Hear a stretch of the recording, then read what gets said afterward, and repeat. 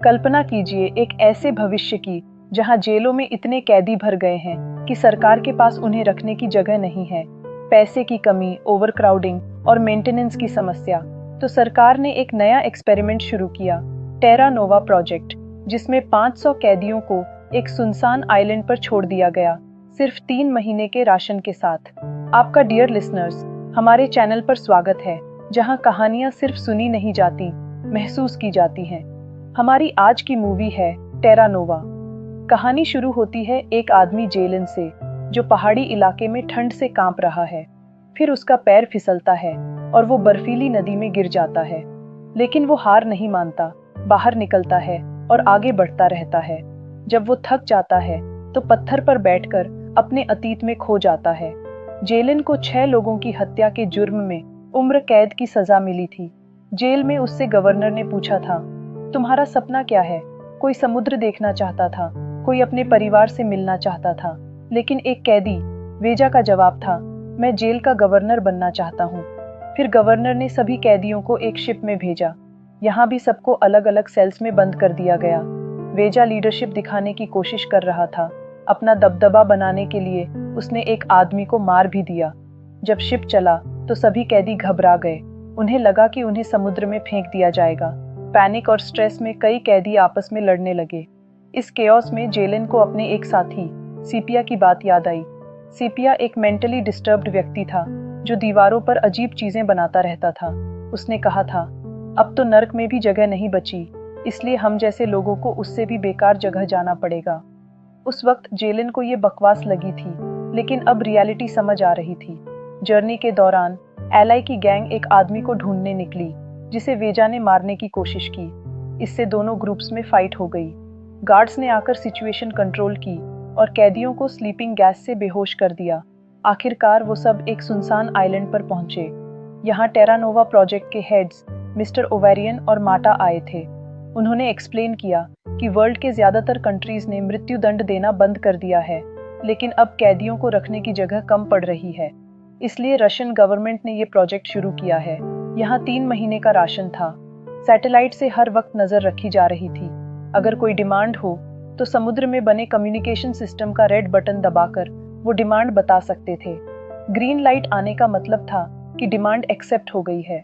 वेजा ने सर्वेलेंस के विरोध में पत्थर फेंकने शुरू किए, लेकिन गार्ड्स ने गन दिखाकर सबको शांत कर दिया।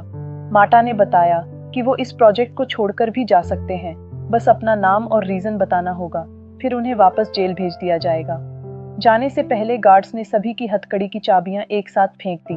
कैदी उन कीज पर ऐसे टूट पड़े जैसे भूखे लोग खाने पर टूट पड़ते हैं। जेलन और सीपिया साइड में खड़े होकर गिरी हुई कीज कलेक्ट कर रहे थे। तभी वेजा ने गार्ड्स के छूटे हुए वेपन्स उठाकर दूसरे ग्रुप पर अटैक कर दिया।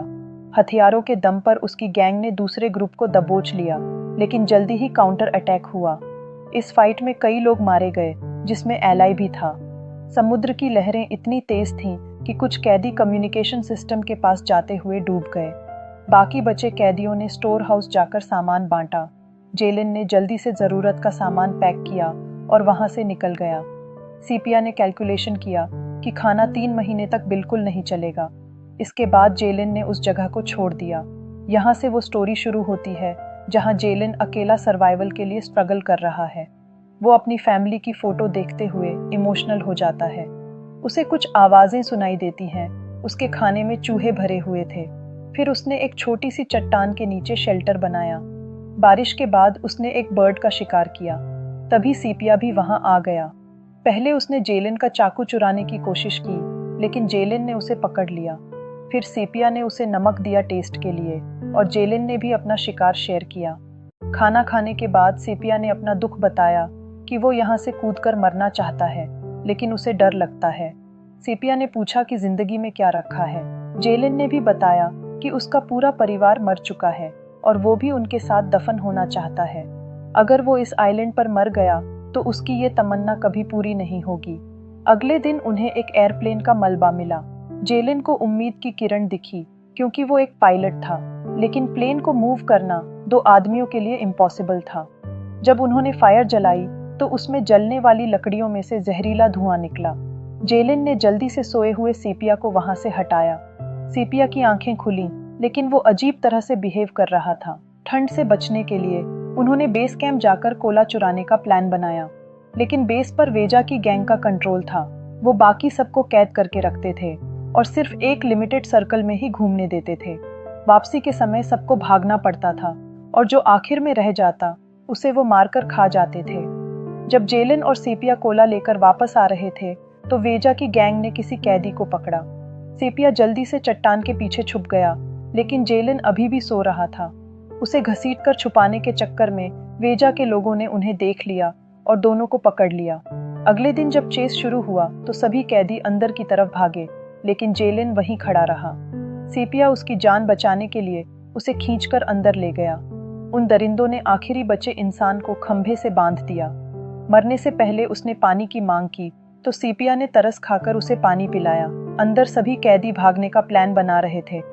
अगले दिन चेस के बाद सिर्फ 2 ही लोग अंदर भागे, बाकी वहीं खड़े रहे। उनमें से एक ने वेजा के एक आदमी के सर पर जोरदार पत्थर मारा। फिर जेलिन ने वेजा को ऑफर किया कि अगर वो उसे गवर्नमेंट से खाने की मांग करने दे तो वो उस प्लेन की लोकेशन बता सकता है जो उसे और सेपिया को मिला था। वेजा ने उसकी बात मान ली। जब वेजा को पता चला कि जेलिन एक पायलट था और उसका पूरा परिवार प्लेन क्रैश में मारा गया था, जिसकी वजह से उसने फ्लाइट डिस्पैचर्स को गोली मारी थी, तो उसे लगा कि ये पागल पायलट कुछ प्लानिंग कर रहा है। उसने सभी कैदियों को वापस अंदर भेज दिया। समुद्र में जेलिन और सेपिया कम्युनिकेशन सिस्टम तक पहुंचे, लेकिन वो टूटा हुआ था। उन्होंने वापस जाकर वेजा से कहा कि रिक्वेस्ट भेज दी गई है, लेकिन वेजा को विश्वास नहीं हुआ क्योंकि ग्रीन लाइट नहीं आई थी। जेलिन ने उसे फिर से प्लेन का लालच दिया। अवसर देखकर जेलिन के आदमी ने वेजा को चाकू घुसा दिया। उनके ग्रुप ने मिलकर बाकी गैंग को भी खत्म कर दिया। ग्रुप ने जेलिन से पूछा कि आगे का क्या प्लान है। उसने सभी कैदियों को आजाद करने का फैसला लिया। उनका मानना था कि खाना सच में आने वाला है। ग्रीन लाइट इसलिए नहीं आई क्योंकि सिस्टम टूटा हुआ था। जेलिन का प्लान था उस एयरप्लेन को रिपेयर करके सबको वहां से निकालना। उन्होंने सभी कैदियों को आजाद कर दिया और कहा कि अब वो एक दूसरे को मारकर नहीं खाएंगे। कुछ लोगों को प्लेन की रिपेयरिंग के लिए लगाया। कुछ देर बाद सेपिया चिल्लाने लगा कि ऑपरेशन लीडर्स बकवास कर रहे थे और उनके ऊपर नजर रखने के लिए कोई सैटेलाइट नहीं है, क्योंकि उसके बनाए इतने बड़े साइन को देखकर भी कोई हेल्प के लिए नहीं आया। जब वो एयरप्लेन को देखने गए तो सबको खुशी हुई। उन्होंने उसे डिसअसेंबल करके बेस कैंप तक पहुंचाया। कुछ देर बाद माटा अपने गार्ड्स के साथ वहां पहुंची। उन्होंने गैस के थ्रू बाकी कैदियों को दूर रखा और सिर्फ जेलिन से बात की। माटा ने पूछा कि पेट्रोल क्यों चाहिए। जेलिन ने बहाना बनाया कि पावर जनरेटर के लिए, जबकि एक्चुअली उन्हें प्लेन उड़ाने के लिए फ्यूल चाहिए था। बातचीत के दौरान जेलिन समझ गया कि उन्होंने थर्मल सैटेलाइट नहीं लगाया था, क्योंकि वो नहीं जानते थे कि आइलैंड पर कितने कैदी जिंदा हैं। उसने बताया कि कई कैदी बीमार हैं, लेकिन कोई भी प्रोजेक्ट छोड़कर वापस जेल नहीं जाना चाहता। उनसे जरूरी सामान लेकर उनके जाने के बाद जेलिन ने जल्दी से प्लेन में फ्यूल डाला। खुशकिस्मती से वो काम कर रहा था। कुछ ही देर में माटा ने आइलैंड पर अमेरिकन कैदियों को गार्ड्स बनाकर भेज दिया। जेलिन ने उनके लीडर से हाथ मिलाने की कोशिश की, लेकिन उसने बिना बात के अटैक कर दिया। दोनों तरफ से जोरदार फाइट शुरू हो गई। जेलिन को बचाकर सेपिया दूसरी तरफ ले आया। उनके ग्रुप ने मिलकर अमेरिकन कैदियों के लीडर को मार दिया। चारों ओर भयंकर मारकाट हुई। प्रोजेक्ट के हेड्स ने जब देखा कि 40% से ज्यादा कैदी मर चुके हैं, तो उन्होंने कोड रेड लागू कर दिया, जिसके बाद उन्होंने कई गार्ड्स भेजकर और हेवी बॉम्बिंग करके बचे हुए कैदियों को मार दिया। किसी तरह 4 कैदी जेलिन, सेपिया, चौहान और जोलिया बच गए। उन्होंने मिलकर प्लेन निकाला, लेकिन चढ़ने से पहले ही सेपिया ने अलविदा कहकर चट्टानों से कूदने का फैसला लिया। अब उसे किसी चीज से डर नहीं लगता था। बाकी 3 प्लेन में बैठे और उसे उड़ाने में कामयाब हो गए। तभी गार्ड्स ने जोरदार गोलीबारी शुरू कर दी। जेलिन ने बचने की कोशिश की, लेकिन बदकिस्मती से उसके दोनों साथी मारे गए। सिर्फ जेलिन अकेला अपनी जान बचाकर उस आइलैंड से निकल पाया। इंसान कितना भी गिर जाए, उसके अंदर अच्छाई का एक कोना हमेशा बचा रहता है। जेलिन एक मर्डरर था, लेकिन उसी ने सबको बचाने की कोशिश की।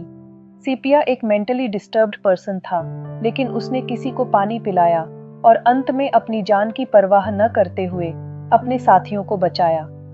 हम सबकी जिंदगी में कभी न कभी ऐसे मोमेंट्स आते हैं जब हमें लगता है कि हमारे पास कोई चॉइस नहीं है, लेकिन हमेशा एक चॉइस होती है ह्यूमैनिटी को बचाए रखने की या उसे खो देने की। आज के इस क्रूअल वर्ल्ड में जहां सर्वाइवल ऑफ द फिटेस्ट का रूल चलता है, हमें ये याद रखना चाहिए कि हमारी असली स्ट्रेंथ हमारी ह्यूमैनिटी में है, हमारी क्रूअल्टी में नहीं। अगर आपको ये मूवी अच्छी लगी तो वीडियो को हाइप करना मत भूलिए। Till then, good bye my dear listeners.